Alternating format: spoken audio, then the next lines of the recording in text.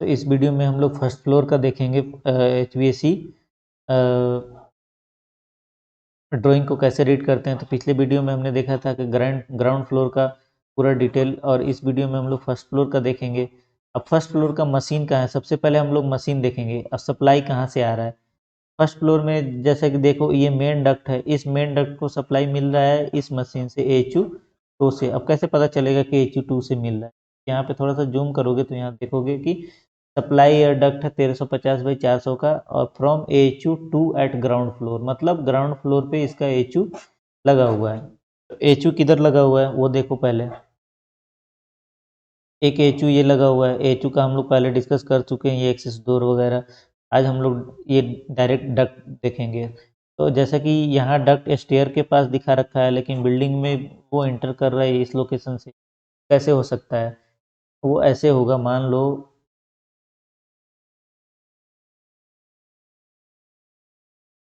ये बिल्डिंग है, ठीक है।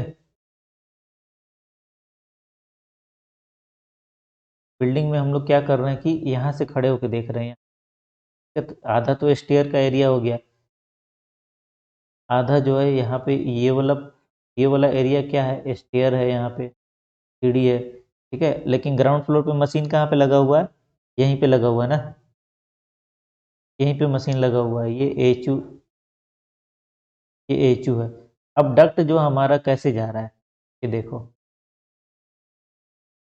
सप्लाई जो है साइड से ही है, सप्लाई जो है साइड से ही है। तो यहाँ से सप्लाई है, तो सप्लाई से कैसे हुआ, सप्लाई हमने क्या किया, डक्ट को ऐसे रेज किया एल्बो लगा के आगे, उसके बाद इस डक्ट को यहाँ से फिर एल्बो लगाया दीवार पे लगाने के बाद यहाँ जैसे आए इस फर्स्ट फ्लोर के लेवल में यहाँ से फिर हम लोग ऊपर चले गए फर्स्ट फ्लोर के लेवल तक। मान लो ग्राउंड फ्लोर है, फर्स्ट फ्लोर का छत कहाँ पे होगा, यहाँ पे छत होगा। यहाँ से आने के बाद क्या किया हम लोग, बिल्डिंग में यहाँ से एंटर कर गए। सेम वैसे ही क्या किया, अब रिटर्न तो टॉप से था, रिटर्न तो यहाँ टॉप से था, तो रिटर्न के लिए भी क्या किया कि ऐसे सेम ऐसे ऊपर लेवल पे आए, एल्बो लगाया, एल्बो लगाने के बाद यहाँ थोड़ा सा आगे आए, बिल्डिंग में फ्लोर पे ऐसे आए इस लेवल पे जहाँ से एंटर करना है।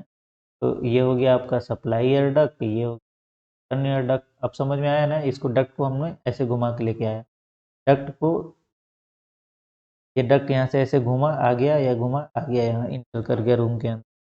सेम ऐसे ही मैं ये ऑटो कैड का ड्राइंग जो है डिस्क्रिप्शन में अटैच कर दूंगा, आप देख सकते हैं, देख सकते हैं। फिर यहाँ भी देखो, फिर क्या दिया हुआ है, रिटर्न एयर डक्ट है, सप्लाई एयर डक्ट है, सप्लाई एयर डक्ट 1350/400 का है। सेम वैसे ही यहाँ पे हमने क्या किया कि एक यहाँ पे कॉलर निकाला, सप्लाई दिया, एक यहाँ पे ब्रांच निकाला, ब्रांच निकाल के ये जो एरिया है पूरा, इस एरिया के लिए यहाँ से ब्रांच निकाल दिया 200 बाई, मेन डक्ट जो है 450/350 का है, और यहाँ से फिर ब्रांचिंग कर दिया, एक ब्रांच, दो, तीन, चार, पांच ब्रांच निकाल दिया, फ्लेक्सिबल डक्ट लगा के यहाँ पे वॉल्यूम डैम्पर लगा दिया। मतलब जितना भी इस एरिया के लिए रिक्वायरमेंट होगा एयर, उसको हम लोग यहाँ से कंट्रोल कर लेंगे इस वॉल्यूम डैम्पर से। इस फाइनल इंस्टॉलेशन के बाद हम लोग क्या करते हैं, टेस्टिंग बैलेंसिंग भी करते हैं, testing testing and balancing, testing जिसको हम लोग इसको बोला जाता है tab, testing and balancing of supply air, ठीक है। अब इसको किस चीज़ से करते हैं, एनीमोमीटर से करते हैं, एनीमोमीटर से करते हैं। और दूसरा फिर एक बैलोमीटर आता है, बैलोमीटर एयर, एयर को क्या करता है कि बैलोमीटर को हम लोग यहाँ से इसके नीचे लगा देते हैं डिफ्यूज़र को, और वो पूरा वेलोसिटी वगैरह मेजर करके बताता है कि कितना CFM आ रहा है, ठीक है। अगर मान लो CFM का रिक्वायरमेंट 200 CFM है, अगर 300 CFM आ रहा है, तो इस वॉल्यूम डैम्पर को आप लोग थोड़ा सा क्लोज कर दो, जिससे कि आपको 200 CFM मिल जाएगा। तो थोड़ा सा फिर आगे बढ़ते हैं, ये सप्लाई डक्ट, फिर सप्लाई डक्ट के बाद इस यहाँ से जितना भी सप्लाई किया उस हिसाब से डक्ट रिड्यूस हो गया, रिड्यूस होने के बाद फिर यहाँ से एक ब्रांच निकल गया, ये सचेत फिलिंग रूम है, इसके अंदर 4 डिफ्यूज़र निकाल दिया एक ब्रांच से, ठीक है। फिर उसके बाद यहाँ से छोटा सा एक ब्रांच निकाला, वॉल्यूम डैम्पर, वॉल्यूम डैम्पर हर जगह लगाना, वॉल्यूम डैम्पर लगाना कभी नहीं भूलना, क्योंकि वॉल्यूम डैम्पर आपके एयर बैलेंसिंग के टाइम में काम आता है। मान लो एक बार इंस्टॉलेशन हो गया, बाद में आप वॉल्यूम डैम्पर नहीं लगा सकते, फिर एयर बैलेंसिंग भी आप नहीं कर सकते, क्योंकि आपका प्रॉपर कूलिंग नहीं होगा जब तक आप एयर बैलेंसिंग नहीं करेंगे। कहीं पे सीएफएम ज़्यादा मिलेगा, कहीं पे सीएफएम कम मिलेगा। तो पैसा बचाने के चक्कर में वॉल्यूम डैम्पर बहुत लोग निकाल देते हैं, जिसके बाद में सही से कूलिंग नहीं मिलता है हर जगह। एक यूनिफॉर्म कूलिंग होता है ना, हर जगह सेम मिलेगा कूलिंग। फिर यहाँ इधर आपने क्या किया, ब्रांच निकाल दिया, फिर ये ब्रांच निकाल दिया, उसके बाद फिर रिड्यूसर लगा। रिड्यूसर लगने के बाद फिर आप सामने आए, थोड़ा सा आगे बढ़े, फिर आपको एक बल्क स्टोर दिखा। बल्क स्टोर के लिए क्या किया आपने, अब एक यहाँ से ब्रांच निकालते तो उससे आपको पूरा सप्लाई नहीं दे सकते थे इस रूम के अंदर, इसलिए क्या किया कि एक एक डक्ट का ब्रांच निकाल दिया, उससे फिर सप्लाई एयर कॉलर निकाल दिया 2 पीस। उसमें क्या किया फिर, वॉल्यूम डैम्पर, फ्लेक्सिबल डक्ट और प्लेनम बॉक्स और डिफ्यूजर। बेसिकली वो इस तरीके से दिखेगा आपको। अगर सेक्शन में अगर आप देखते हो तो कैसे दिखेगा, ये आपका मान लो सीलिंग लेवल है, ठीक है। अब सीलिंग के ऊपर आपका मेन डक्ट चल रहा है, सीलिंग के ऊपर मेन डक्ट चल रहा है। डिफ्यूजर आपको कहाँ पे लगाना है, डिफ्यूजर यहाँ पे सीलिंग पे लगाना है। तो सीलिंग के ऊपर क्या करते हैं कि यहाँ पे एक प्लेनम बॉक्स लगाते हैं, इसको बोलते हैं प्लेनम बॉक्स, जो एयर को कैच करता है। उसके बाद एक छोटा सा सूपीस निकालेंगे, उसके बाद यहाँ पे एक डैम्पर लगाएंगे। डैम्पर लगने के बाद फ्लेक्सिबल डक्ट को ऐसे प्लेनम बॉक्स से कनेक्ट कर देते हैं। तो ये सेक्शन है और इस तरीके से दिखेगा फाइनल इंस्टॉलेशन के बाद। फिर वैसे ही कॉरिडोर के लिए यहाँ से निकाल दिया 2 ब्रांच, 2 डक्ट निकाल दिया, सप्लाई फ्लेक्सिबल डक्ट, फिर रिड्यूस कर दिया। और ये पाउडर प्रिपरेशन रूम है, यहाँ पे 4 सप्लाई दे दिया, 1 2 3 4, ठीक है, कॉरिडोर के लिए। और तो ये डिस्क्रिप्शन भी दे रखा है, 1970 सीएफएम है टोटल, और 3 रिटर्न लीनियर ग्रिल है आपका, कितना, 550 बाई 550। अब रिटर्न का किधर लगा है, ये रिटर्न ग्रिल एक यहाँ पे लगा हुआ है इस रूम के लिए, एक एक ये 2, ठीक है।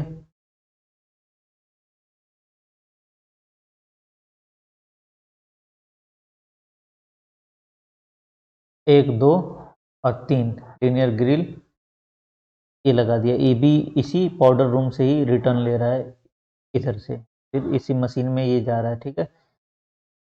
फिर ये कॉरिडोर हो गया, कॉरिडोर में कितना सीएफएम आप दे रहे हो, 1800 सीएफएम दे रहे हो इसी मशीन से। इस ये जो मेन डक्ट है ना, इसी डक्ट से एक ब्रांच ऐसे निकाला, और यहाँ पे जो कॉरिडोर है, कॉरिडोर में क्या किया, सप्लाई दे दिया। अब इस सब कितना 1800 सीएफएम है, 1 2 3 और 4 सप्लाई डिफ्यूजर दे दिया। रिटर्न कितना ले रहा है, 1 2 3 रिटर्न डिफ्यूजर लगा दिया, ठीक है। अब सप्लाई रिटर्न डिफ्यूजर पहले वीडियो में भी मैंने बताया था कैसे लगाते हैं। एक सप्लाई एयर डिफ्यूजर होगा, फिर एक रिटर्न एयर डिफ्यूजर होगा, फिर एक सप्लाई होगा, फिर एक रिटर्न होगा, फिर एक सप्लाई होगा, ऐसे गैप करके लगाते हैं एक एक करके अल्टरनेट पे, ठीक है। तो अब इस मशीन का फिर रिटर्न एयर डक्ट है। रिटर्न एयर डक्ट कैसे जा रहा है, ये आपको डिस्ट्रीब्यूट कर दिया टोटल, जहाँ जहाँ सप्लाई दिया आपने वहाँ से रिटर्न इसने उठा लिया। फिर यहाँ से भी रिटर्न उठा लिया, इस एरिया से भी रिटर्न ले लिया, इस एरिया से कॉरिडोर से।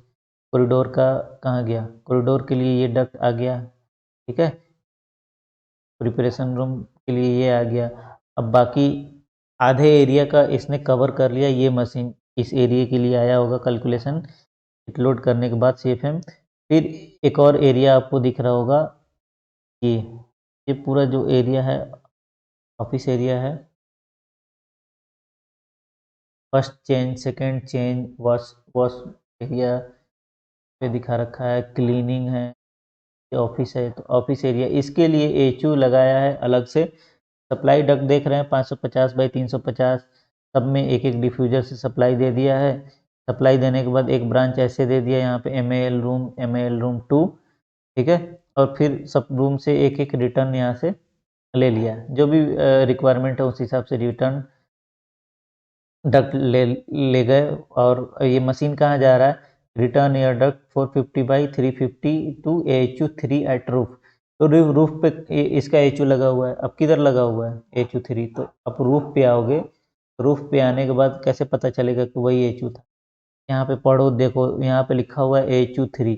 HU3 का डक्टिंग कितना है, सप्लाई डक्ट 550 बाई 350, विड्थ है, हाइट है, सेम रिटर्न एयर डक्ट है। तो यहाँ पे एक चीज़ देख रहे हो, डाउन, DN का मतलब होता है down, down to first floor, मतलब ये डक्ट डाउन जा रहा है फर्स्ट फ्लोर पर, और ये फर्स्ट फ्लोर से आ रहा है, फ्रॉम फर्स्ट फ्लोर, मतलब ये रिटर्न है, मशीन के अंदर आया है।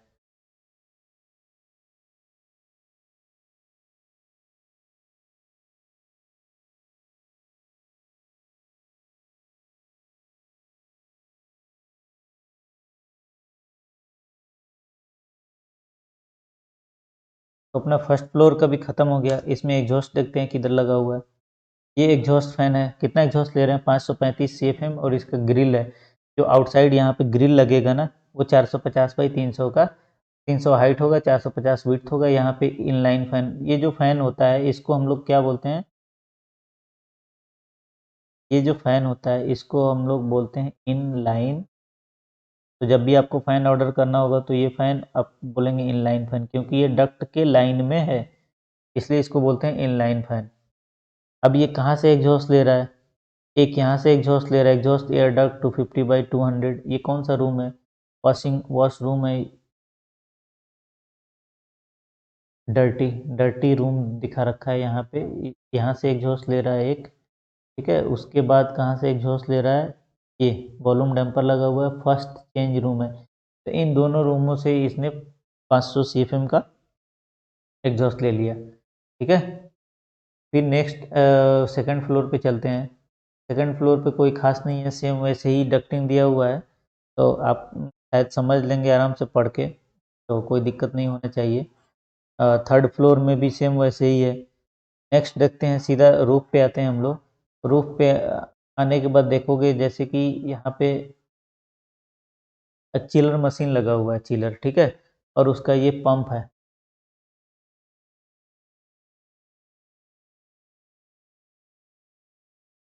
अब यहाँ से ये सप्लाई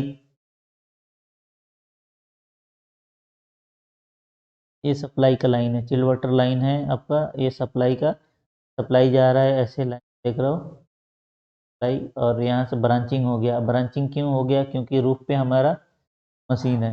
अब यहाँ पे जैसे देख रहे हो, सप्लाई, चिल वाटर सप्लाई आया, सप्लाई आने के बाद ऐसे एक मशीन में यहाँ से आ गया, फिर एक टी लग गया यहाँ पे, टी लगने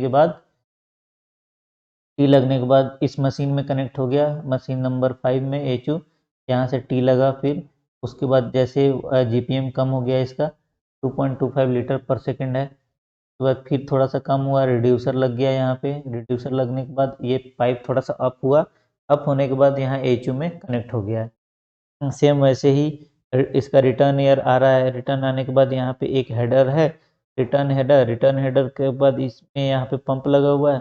पंप क्या किया, सक किया, सक करने के बाद सक्शन में फिर डिस्चार्ज हेडर है, डिस्चार्ज हेडर से डिस्चार्ज करके ये मशीन HU मशीनों को दे दिया, फिर वो ठंडा करके बाई फोर्स यहाँ से भेज देता है।